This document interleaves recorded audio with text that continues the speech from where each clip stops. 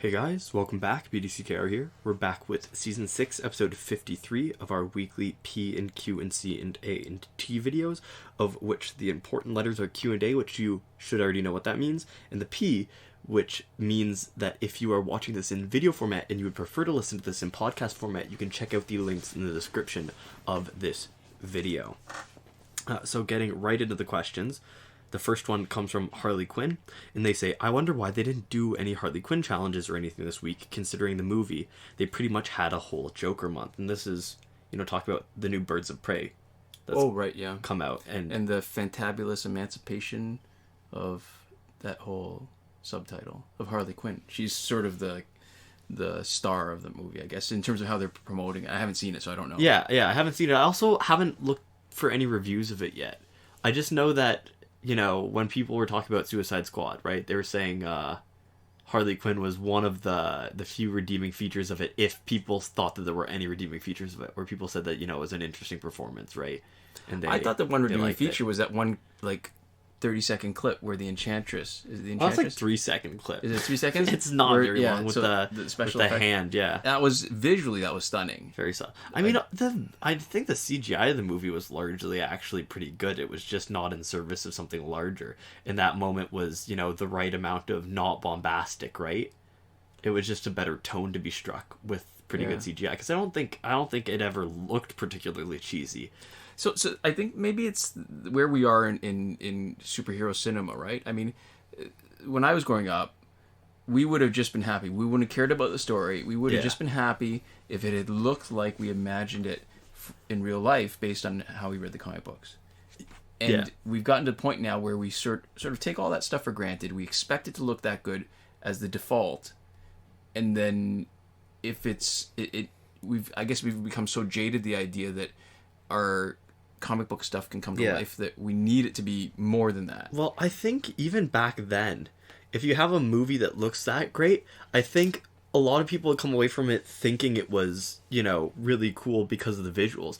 But I still think from a story perspective, I think it would almost fatigue itself as like a tech demo. You know what I mean? Mm-hmm. Where even if you brought it to a point where the special effects weren't there, you'd be like, wow, that looks so great. That looks incredible, right? Mm-hmm. And, maybe you're sitting there and sort of slack-jawed wonder, right, for the entire movie whenever that stuff is showing. And I know there's sort of that natural ebb and flow, right, where it's not all high octane, right? So not all of it is that heavy CGI, but I still feel like that can only sustain so much. So it would be arguable to me, I think it's possible, although I might be wrong, that even if you have a long movie that's really visually stunning but the story really sucks, I think that still has the ability to give something a hit, even if it's, groundbreaking in terms of effects. I think it's still... All right, so it's interesting to me, because you talk about that, and what it made me think of was the whole Transformers franchise of movies. Yeah. And how one of the biggest criticisms of it is its eye candy. I mean, it's popular, does really well, and the complaint always is that Michael Bay has a style of movie where it's visually stunning. Yeah. There's not much story. Yeah. All right. So, but here's the flip side to that. The bias is, I think a lot of the critics didn't grow up with Transformers, and so to them, it's these mass market toys. Yeah. However, you look at a movie like Pacific Rim, very visually stunning. Yeah. I think you can make a lot of the similar criticisms about the story that people are making about Transformers, but somehow it's cooler because it's kaiju. And one of the things that I think that differs, that makes something like Suicide Squad and Transformers different quality, even if they were like the same shot strung together with a different story, the same effect shot, let's say, right? Mm-hmm. I think you need an understanding of what you were trying to do. And I think in a movie like Transformers or Pacific Rim, understanding what the story does and does not do is important, right? And if you are not trying to make an incredibly sort of emotionally resonant story, or if you're not trying to explore specific themes, right, and you're making a story that is in service of the action, then it doesn't matter if it's not a good dramatic story. It doesn't it needs to be good enough. What's everything trying for? Not everything has to be great. Things can be entertaining and fun. It's like when people talk about like movies versus cinema. Oh, right? yeah. Who was it? I think it's like Scorsese or something, who Yes. said that about the Marvel movies. How he's like, they're not cinema, right? And you can argue for really good stories, and obviously like all of my favorite movies, I think try to do something narratively, right? They can't just be sort of a focus on the special effects, but I think you can still have a great movie that's like Pacific Rim, right?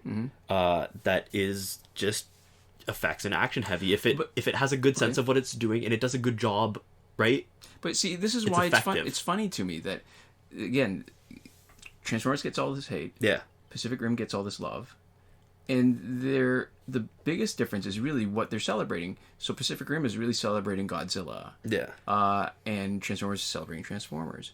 But I know that, say, when I was growing up, Transformers were very popular. They were very common. They were ubiquitous. Yeah. And the Japanese anime stuff was not nearly as much, at least not in a way that was recognizable. Mm-hmm. And so maybe it's that whole sort of hipster kind of vibe where it's just cooler to really like Pacific Rim and diss on Transformers because the stuff that you liked, even though everybody else was watching, was like Battle of the Planets. What was that? There's a Japanese spaceship Yamato, but that's not what it was called. I don't know. Star Blazers. Oh, okay. So those were, they were definitely like, what's the word? Not is it anglicized. They were North Americanized. Like it wasn't. It was Battle of the Planets, but it was originally. They called it. It was G-Force. I can't even remember what they did. Yeah, but it was just all. I guess it mattered. I don't know if hipster is the word that I would use, because when you're talking about the scale of movies, I mean, Pacific Rim was very popular too. I think right. It was almost popular. Everybody. Right, but it was critically acclaimed. Like it got a lot of, as opposed to Transformers, which is also like popular, how commercial it is, right? Because the difference is maybe that Transformers, before, during, and after, was there to, like, at least in one aspect, sell toys, right? Like Star Even if Wars. that was not the main focus. Yeah, Right, but like Star Wars from the and very beginning, though. people have criticized Star Wars for the same thing, though. But people love it way more. Like, I guess to me, there's less of the fandom for Transformers than there is for, say, Star Wars. Yeah, I think there's definitely, I think that specific comparison though does work more in the favor of critics leaning towards looking at story and other things in service of story instead of the other way around, because Star Wars, I think, has become increasingly focused on the effects and the action, right? But if you look at the earlier Star Wars, I mean, I know for the time that the special effects were a lot more impressive, but I think I'm going to totally disagree. have we not moved further away from sort of narrative focus towards effects focus with Star Wars? It's the context, right? Like, it feels like it shouldn't be that the effects now in the original Star Wars, I mean, the fact that George Lucas has gone back so many times to revamp it and re-edit it and make it better. To fix it. But at the time, it literally was groundbreaking. That was part of Star Wars' appeal. When you compare Star Wars to, say, Battlestar Galactica, which was also of its time, they're like night and day. Star Wars, they just use so many sort of new groundbreaking effects that nobody had done before to make it look like that. I think it really was still, even then, driven a lot. I mean, again, by spectacle? Yeah, it was, I think. And that's why, I mean, I still remember when Return of the Jedi came out and how people were so critical of the Ewoks because they were cute, and the aesthetic of the Ewoks was so different from what they wanted out of Star Wars, which was cool. And I don't know. Like, I don't even know what I'm trying to say, but it feels like it's never gone away. It's always been about the spectacle. Okay.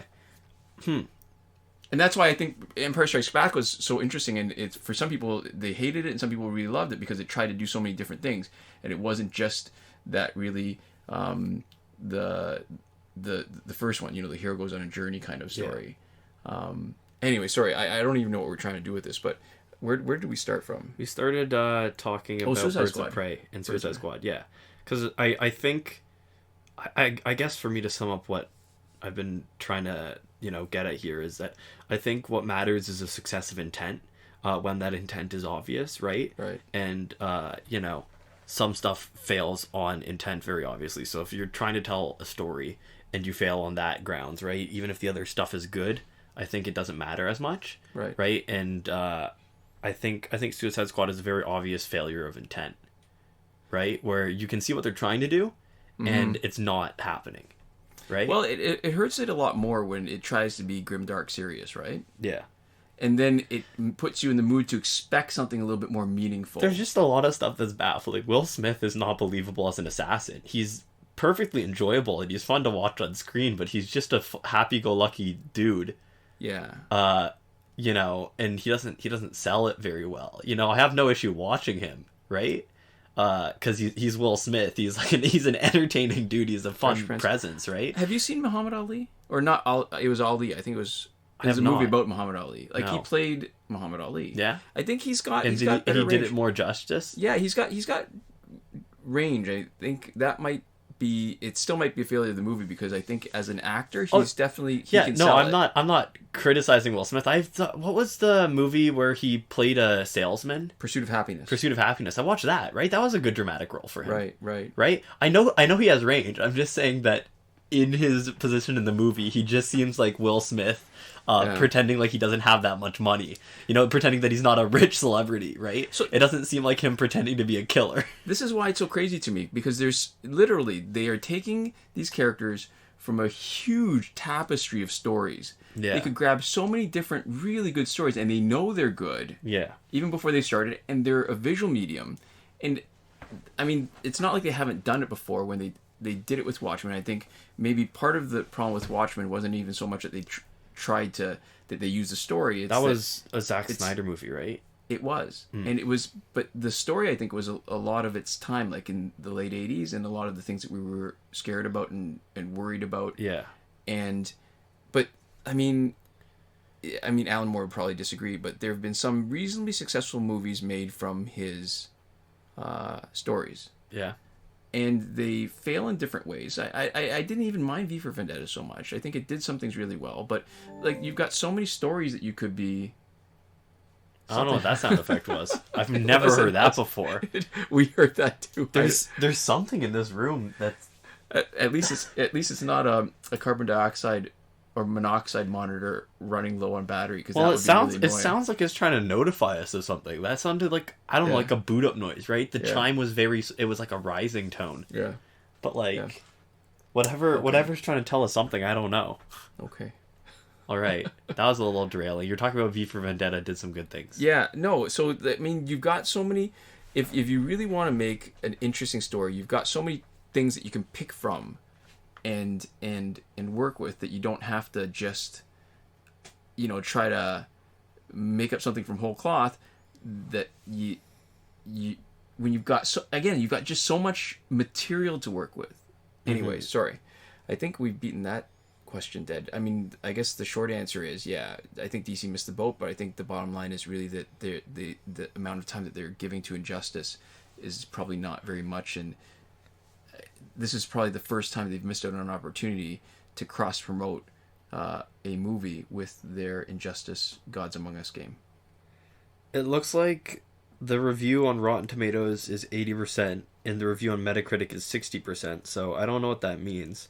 Okay, so here's what's interesting for Birds of Prey. So I think Metacritic, they pick very specific ones. One of them is more selective for the like they have 3 different ratings, right? There's one from the audience, one from all the reviewers, and one where they pick specific ones that they think are more meaningful. Mm-hmm. So there's an XKCD comic recently where it talks about why is it that people who, when they say they have an unpopular opinion, it's that they take a movie that a lot of people like and say that they don't like it. Very rarely do people say they have an unpopular opinion and say that they really like something that almost everybody hates. Mm. And so the challenge was find a movie that has a critic rating less than 49% and an audience rating, less than 50%, and an audience rating less than 50%. So we're working with 49%. Yeah. That you really, really love. Mm-hmm. Can you think of one? I don't know. How was the live-action Scooby-Doo movie rated? That's an interesting question. So maybe I'll start with the one that I found that I thought was a really great movie. I really enjoyed it. I thought it did what it was trying to do well, and I was very entertained. Was Hit and Run, the one with Dak Shepard and Kristen Bell. Mm. it wasn't trying to be too much. It was a comedy. It had some interesting things to say about relationships. Oh, so you got Scooby-Doo up? Yeah. Oh, the critic score is 30%, audience score is 38%. I liked it, but I was a child and I didn't have any critical faculties to examine it. Yeah, I'm sure I would like it for nostalgia now, though. Okay, so you said Hit and Run. Hit and Run. I think it was not popular with the critics, and I don't think it was popular with the audience. It had a good soundtrack. It was just fun, and it had a nice relationship centering the movie. And what's his name? Who's Bradley Cooper?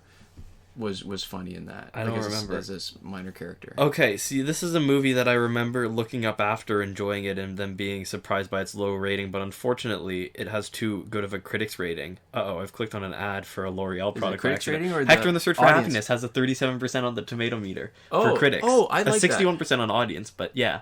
So that's another movie that... I feel like that was trying to do... So there was that Walter Mitty movie. Yeah, Secret Life of Walter Mitty, yeah. It felt like it was in that same lane. It was trying to... It was doing... But better? Yeah, it did a better job at what the Walter Mitty movie was trying to do. Yeah. So... I'm sure there's other stuff that we can find, but that's probably enough navel gazing. Yeah, no, but it's just... It relates to how we interact with media and how we come to it, and we can all have different opinions of it and criticize it differently depending on what we're valorizing or valuing over others. Oh, there's so many levels, yeah, to look at stuff. Yeah. So it's, I mean, if you're trying to make everybody happy, good luck. And part of making recommendations is recognizing at least that there's certain things, certain tastes that you have. Yeah. That are not necessarily universal, and trying to figure out what about it that you like. I mean, Roger Ebert was the best at doing this. Whenever I read his reviews, I wouldn't necessarily want to see the movies that he liked, but I'd have a really good idea about whether I'd like the movie, even whether he liked it or not. Yeah. It's about giving appropriate context and understanding for your opinions. Right. Not about having other people share your opinions. So, all right, so, and sort of along that line is really tangential now. So I realized why some people have such strong opinions about chocolate. In the States compared to the UK, and why there's a lot of British people think that American chocolate tastes like baby vomit. What? So apparently, I was not aware this was okay. So apparently there are regulations in each country that define what you can call a chocolate bar, what you can call milk chocolate, and the minimum level of cocoa that you need in a chocolate bar. Yeah. To call it chocolate in the States is something low, like 11%. Mm-hmm. And in the UK, it's like 20%. Okay. And then in the EU, it's even higher, like 25%, or something like really high. Okay. And so that makes a difference in how it tastes. So it tastes more like cocoa or more like candy. And then there's something, apparently, that's like a butyric acid in it as a stabilizer that's used a lot in American chocolate. Yeah. And that, apparently, that's something that shows up in vomit. So I don't know how... I never did the research. It was just something in passing that I thought that... So some things are objectively bad. Huh. Some things really are opinion. Because you know how some countries... or some people from different countries have opinions that the... whatever thing of their childhood is better. Whatever candy or chocolate or whatever. And Cadbury's... It's very common. Yeah, exactly. And Nielsen's or whatever, those brands cross the Atlantic all the time, right? They're not... They license stuff. But... So I don't even know who owns what. But I know that Cadbury's, for example, is available on both sides of the pond. Yeah. I don't know who owns what. I just know that Nestle is bad. Is it? Yeah, Nestle's real bad. What as they a do? brand? Oh, yeah? Oh, yeah, Nestle's done a bunch of bad stuff. They exploit water in communities. Like, yeah. But like, I mean, not like Nestle, the candy specifically. I'm sure there's some sort of worker exploitation happening somewhere in that pipeline. Just because I'm just playing the odds on that one without knowing anything specific. But like Nestle as like a parent company does a lot of bad stuff, like the baby formula stuff in third world countries, where they convince parents that baby formula is better. Yes. Give them free samples, especially in countries when they don't have potable water. Right. So it's worse. But then also giving free samples so that the mother can't breastfeed, and then they do that in hospitals in North America. Yeah. Yeah, and they put it. They push it as some sort of sign of wealth, right? Like the sign of affluence and success. More than just that it's like better for your kid. That it's like the responsible decision to make for your child. They do they take every single prong and they use that to try to push their formula. Oh yeah, for sure. But yeah, but Nestle, I mean, there's in terms of just food products, I think there's, at least in North America, everything's been bought out by everything else. So if oh yeah, it's hard not to support Nestle. Yeah, there's maybe like I don't know, like maybe definitely less than a dozen, maybe like a half dozen big companies that are all integrated, where one big company owns a whole bunch of them. At least the brand name stuff, and even the non-brand name stuff, the house brands, right? A lot of them are produced by the same companies that they're just willing to sell it to them and rebrand it. We'll actually get into that a little bit later. Somebody commented. Oh, okay. That's relevant to a future question. So maybe we'll save more of this discussion for then. Okay. Next comment comes from Nicholas Perez, and they say, "This game was my childhood. I really hope they release more updates." All right. So speaking of childhood, I think you have a relevant story to this. Well, I mean, have you gone back and listened to or watched any of her old videos? Oh yeah, we had a comment not too long ago that was like, "Oh, your voice is so cute, little guy," and we get notifications on our phone, and so I was like, "That's a weird comment to be getting," and so then I went and looked at it, and it was like an old like glitch that had been like already patched or whatever, and I'm like, "Oh, that's why." Because yeah, I mean, if you go back to the old videos on this channel, which I don't recommend that you do, but I can't stop you. And when we say old, we're talking like 5 years ago. Yeah, I'm talking about click and see more and scroll down. Not like this, because the podcast we only started in the last year or so, right? Yeah. But I'm talking about or if you sort by like most viewed, I think all of our most viewed videos, my voice is significantly squeakier, right? Like it was noticeable. So this game, when you talk about your childhood, it was mine too, and there is audio evidence of how my voice has sounded on a pretty clean spectrum over a series of 5 years. Yeah.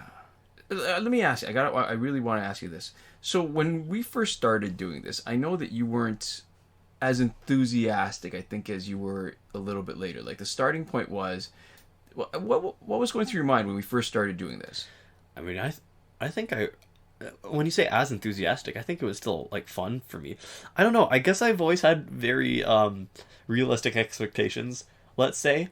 So at an age where I knew a lot of people who wanted to start YouTube channels or had unsuccessful YouTube channels, I'm just like, well, I don't know. No one's ever gonna watch me, so I guess it doesn't really matter, right? It didn't feel like something that was going to be particularly productive. Right. Okay. So maybe. Are you talking maybe like a opportunity cost, like the time that we're doing this, you could have been doing something else? Not even that. I mean, my time has never had a ton of value, just from an objective standpoint. No, well, I just being honest, right? Like the things that I do in my free time are very small value adds. Like what, you find stuff to fill your time as an excuse not to be doing work. That's the one thing about being in school still too, right? Is that any time that you're spending doing something unproductive is time that you could be doing work. There is true. Unless you have done all the readings and all the studying you need to do for your final exams, any moment that you spend doing anything that's not productive is time spent doing work. And there are some times where you just don't want to do work bad enough that you're sort of bored with the thing that you're doing, but you continue to do it because the alternative of being productive does not appeal to you at all.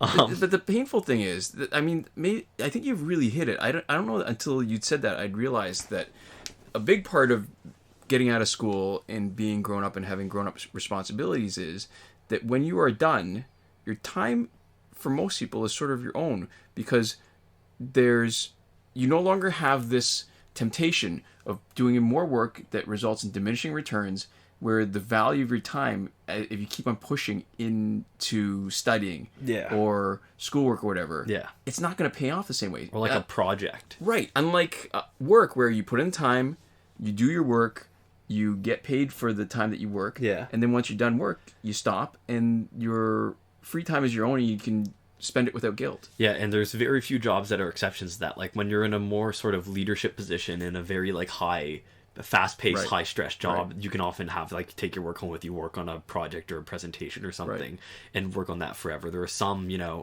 jobs, especially when you are ultimately solely accountable for how something turns out and accountable to a group external to you. Right. And it has a more nebulous goal, but those are not jobs that I would like to hold. And let's face it, most people don't have jobs like that, right? The number of people that are actually in a leadership position, can you imagine if everybody was like that? Well, that would be awful. Because we need, I mean, this is the whole point of A Brave New World, right? Like Aldous Huxley, is that there are people who are necessary for doing the stuff that maybe you don't want to do, and if you don't do them, the world will sort of fall apart. Yeah, so like it definitely wasn't that I felt like my time was particularly extra valuable. It just was a thing that I was doing that I did not know exactly how to do. I didn't feel like a super comfortable space for me. Right? And I wasn't really expecting anything, because I just knew that going into YouTube expecting anything from it is a bad idea. Like it's not a particularly smart endeavor to go in with specific expectations. You're going to be disappointed. Right. It's not certainly. something that it's not like, apparently it's not like growing rice, where the more work you put in, the better yield you'll get. Yeah. So apparently this is somebody, I remember reading somewhere, I don't even know if something legitimate, but it always stuck with me, that the reason why certain populations grew up with the work ethic that you just put in more time and you're going to be successful is rooted to the rice, where if you actually do spend more time cultivating your rice paddy, you will make more rice. That's fun. That's like cross-cultural psychology. I'm in like a cross-cultural psych course right now. And that's there's a lot of interesting theories like that. Do you know about the culture of honor? No. I'm gonna do a little psych learning for you right now. Okay. So culture of honor is basically the idea that there are some cultures which value honor very highly and value it inherently. So the one very common example is northern versus southern United States, where if you imagine people from the South, if they're insulted, if somebody insults their family, it's that very, like, you can't, like, don't talk about my mother that way, right? Right.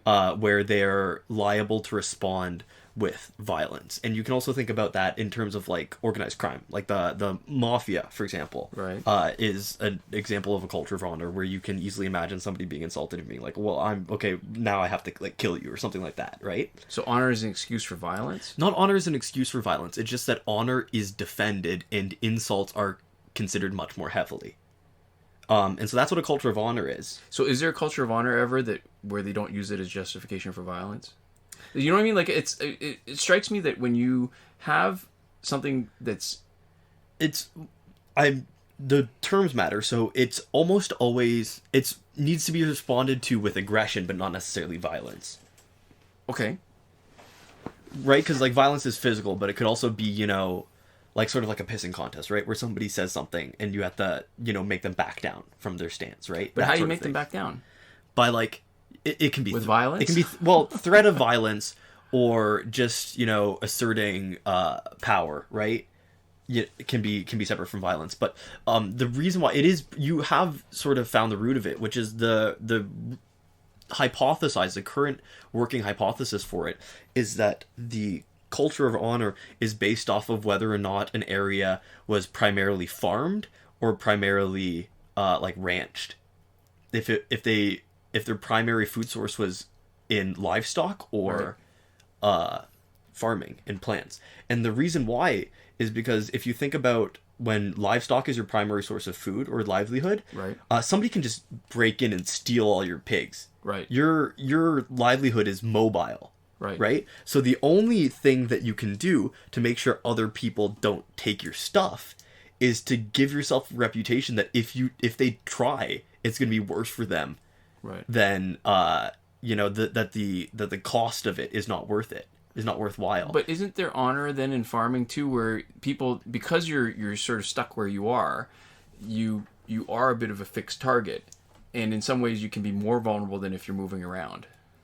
Not the reason why it isn't like that is because if you think about it in the economy of scale, the amount, like if you have a field that you need to tend to for all of your family's food, right, it is much harder for somebody to come by in the middle of the night and steal and harvest your entire crop. That's true. Whereas it's very easy if you have like a X number of cows or pigs or chickens, it's very easy for somebody to come by and just herd all your animals away, or even just scatter them. See, my first thought, and based on absolutely no expertise, so I'm like a lot of men, my first thought, where my opinion is worth stating, is that it would be more rooted in wealth, so that when you have money, you can afford to fight for these kinds of things, and when you're actually at subsistence level, then honor matters a lot less than getting food in your belly and a roof over your head. But that's not consistent with the findings, right? So I don't know, like this is and the idea of it is that, you know, you talk about a culture of honor, urban environments, like low income environments, right, often have can have cultures of honor too, right? If you think about like gangs, right, street gangs and whatever, right, and some of them are working with a lot of money, and some of them aren't, right? So but it's relative. So the gang is actually able to share more resources, so they're able to have more. They can protect each other. They have shelter. They can share food. Yeah, and the sharing is also an important part of the culture of honor too, because what they also find with culture of honor is that they tend to have a lot more aggression in response to perceived slights, but they also tend to be, as a baseline, more cooperative with people. So if you think about the concept of Southern hospitality, right, so there is also a strong sense of reciprocal assistance and reciprocal support and communities working around each other, because the ways that you protect, you know, if we're looking based on the theory of livestock, right? One of the ways that you protect it is by making sure nobody wants to mess with you, and you have to obviously assert that before somebody tries, because at the point that they've tried, if they're successful, you've already lost everything, right? So you need to assert that initially. But the other way is to have a network of support where other people help, you know, fill in the gaps for you, right? Where if you've got a group of people who are all looking out for you, it becomes increasingly less likely that somebody's gonna, you know, jack your stuff. Where, you know, in farming Is that what your professors say, jack your stuff? That's not what they say.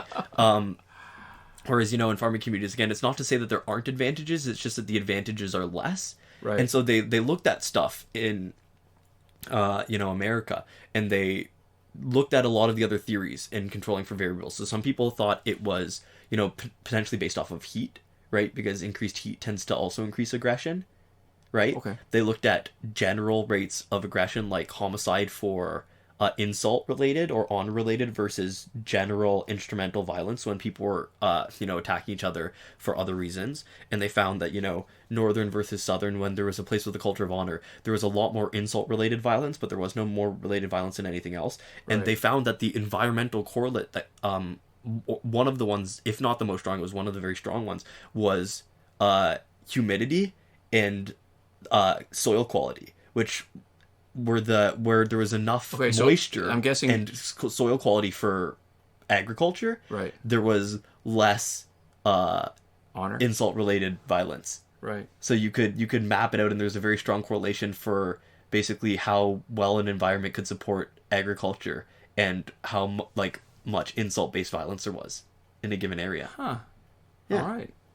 I clearly did not take that in school. That's very interesting. Thank you for sharing that. Yeah, there's a lot of interesting stuff in cross-cultural psychology. I also learned about why we celebrity worship a little bit, or a theory why we celebrity worship. Okay. The thing is, for a lot of stuff in cross-cultural psych, it's very interesting, and I would say on a one-to-one basis, a lot of the facts are more interesting than a lot of other branches of psychology. Right. But they're also a lot harder to nail down the numbers. You know, it's a lot harder to get quantitative data. A lot of the data is qualitative, and I'd imagine it's also a lot harder to apply.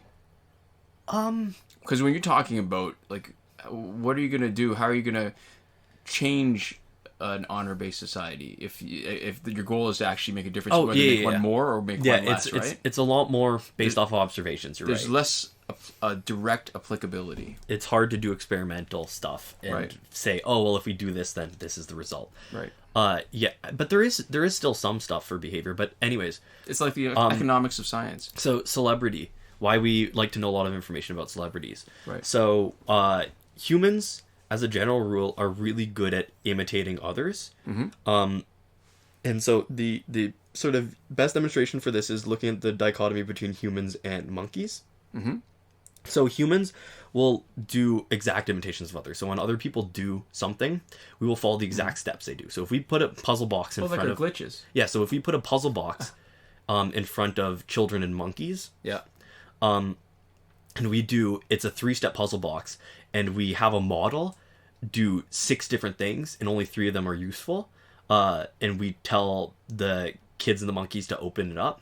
The kids will do all the steps, including the useless ones. And what the monkeys will do is they'll take it, they'll sort of use the context and the environment of the tools that were used, and they'll figure it out themselves. So they'll piece it together. Right. And so when they figure stuff out, the monkeys will do what we do, which is figure out the steps that are necessary, right? And we are the monkeys. We are the monkeys of injustice. And use those.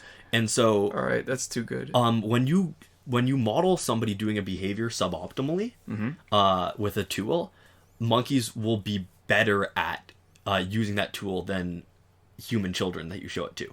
So the example in the textbook was if you have like a rake, yes, and you're trying to pull something in with the rake, yeah, and you show it's like raised a little bit and there's a lip, and you show somebody with the rake with the teeth down trying to grab at the lip and pull it over little bit by little bit, right, and then give that to kids, they'll do the exact same thing. But monkeys will take the rake and they'll try a bunch of different things, and they'll flip it so that the teeth are side up so that it can hook under the lip and just drag it straight across. So the monkeys will do it much more efficiently. So in that sense, there's a lot of tasks that, monkeys can do a lot better than humans. Right. But the advantage with people doing it exactly, one of the largest advantages is that we're much better at learning from each other. So if you put a group of... Oh! Okay, I totally get it. Yeah. So they get on an individual basis, they get there faster. Yeah. But the ceiling is better because as a collective, we're better at propagating information. Yeah.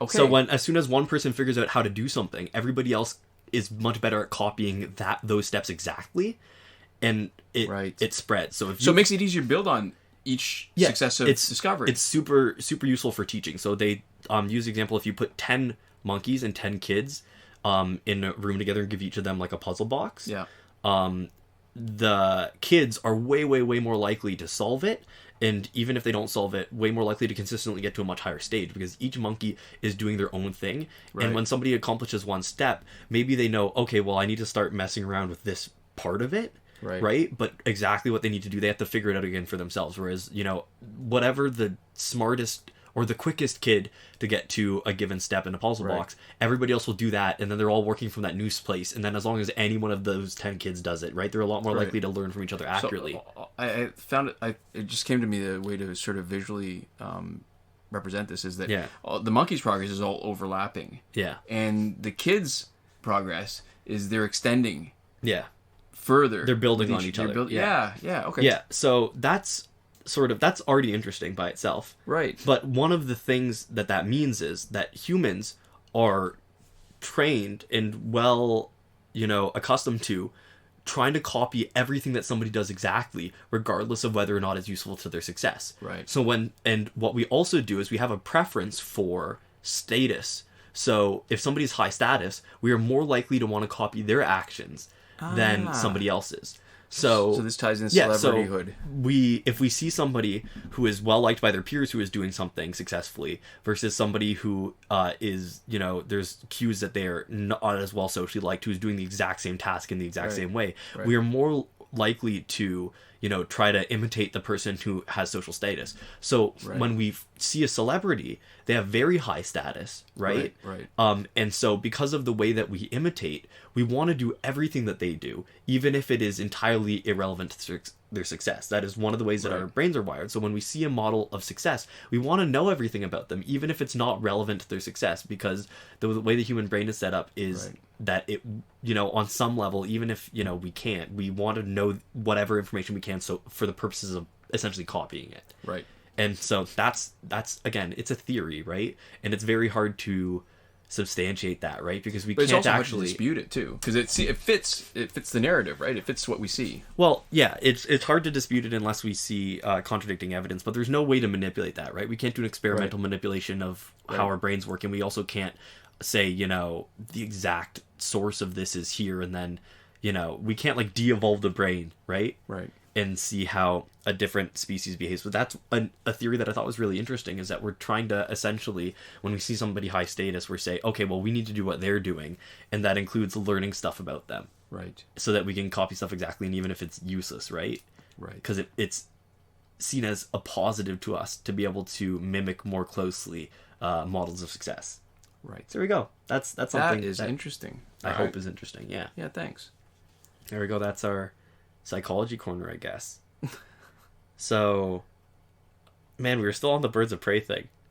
Are we? No. No, wait, sorry. Childhood. Oh, childhood. No, never mind. Yeah. All right. So okay. So our next question comes from, and I don't even. It looks like Jose Chu. Yeah. Reyes. Yeah. Okay. Well, there we go. If somebody's pronounced it wrong now, it's you. You've taken the bullet. If you've split up Jose into two Chu? words. Yeah, I don't know. Please help us out. Yeah, let us know. So they say, "Hi guys, love your vids. I have a question. What is the pattern of multiplayer season rewards? I've searched it but never found it." I guess you could take this question in a couple ways, right? You searched it because you've watched all our recap videos and you looked at it, and you searched it as in you're looking for a place where somebody's documenting the list and is you haven't found that particular document. And this touches on something else. I mean, there's a lot of times that we get asked to do more with the material we've got that involves work. Yeah. And my gut reaction always is, no, no thanks. I've already committed as much as I want to. And then my next reaction is if somebody on our Patreon asks us, I think it's actually because it's been sort of percolating in my mind for a bit, then I'm tempted to do it. And that was actually one of the things I did, was look at the multiplayer rewards and the challenges since the beginning of 2019 up until now, to just put them all down into a spreadsheet and look for patterns. And I think there is sort of a pattern, but the problem is it's broken a bunch of times, probably because there's different challenges that relate to the things that DC wants to promote, and there's different multiplayer season rewards that they aren't in sync. And what was interesting was that this current week that's almost over was the first week in a year where they've repeated and had a week where the same challenge and the same multiplayer season reward were running at the same, were repeating at the same time. Which is interesting because I don't even think they have the same number of entries in the cycle. They do not.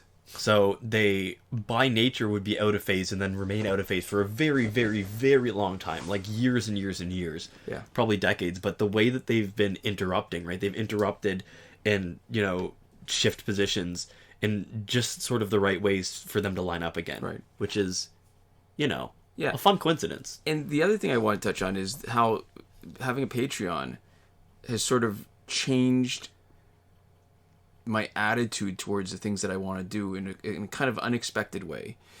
I mean, when we first got this, I guess we should say that the pattern for multiplayer season rewards is up, but it's a Patreon exclusive. But that's sort of it. Where I feel like I think the context for this, right? Exactly. You're exactly right. That the YouTube was where we started. YouTube was where we first made any kind of ad revenue, although it's not very much. And it's even less now. It was a lot for a child. You go back and hear that voice, and that is the voice of somebody who does not have access to a lot of disposable income. This is true. I mean, we did use it as an excuse for you not to have an allowance, that you would just keep everything from the channel. Yeah. But where was it going with this? That Patreon? How Patreon has changed how you feel? Oh, so, it always felt like double dipping. So the starting point was that when we got the loot boxes for free, it always felt like double dipping when we were doing openings and actually getting ad revenue. Yeah. And I slowly changed my perspective the same way we slowly changed our perspective about having a Patreon. Like I used to think that the fact that we're getting ad revenue and then having a Patreon didn't seem quite right, because there are people who were actually doing really good content and would need the patrons to support them and able to make them, and ours were sort of Yeah, because low effort. It didn't feel. I mean, we've said this before. It didn't feel like what Patreon was for. Didn't feel like it was for us, because it's like, whatever, we're gonna do this anyways. The money's good enough, and it's also not the point. Right. So the fact that we have a Patreon and patrons, I always feel like I want to do something extra, but sort of our wheelhouse is making videos. So whenever I get a chance to do something extra for patrons, I feel like I want to at least make the effort. So that's why it was an interesting idea. I was actually curious about the patterns myself, so I did it, and so that's why it ended up being an exclusive for them, because of exactly that reason. Because what I also didn't want to do was take any of our videos and make our videos exclusive, because that would be really against the nature of what we've been doing for years now. Yeah, but when it's extra work that we weren't going to do otherwise, and it's the sort of nature of the support that we get that we're willing to do something, it feels reasonable to make that kind of thing a Patreon exclusive, right? Yeah, it's not taking any content away from anybody else, but we also, for all the support we get, it feels like there's, ways to say thank you other than just literally saying thank you. Yeah. That are appropriate for patrons.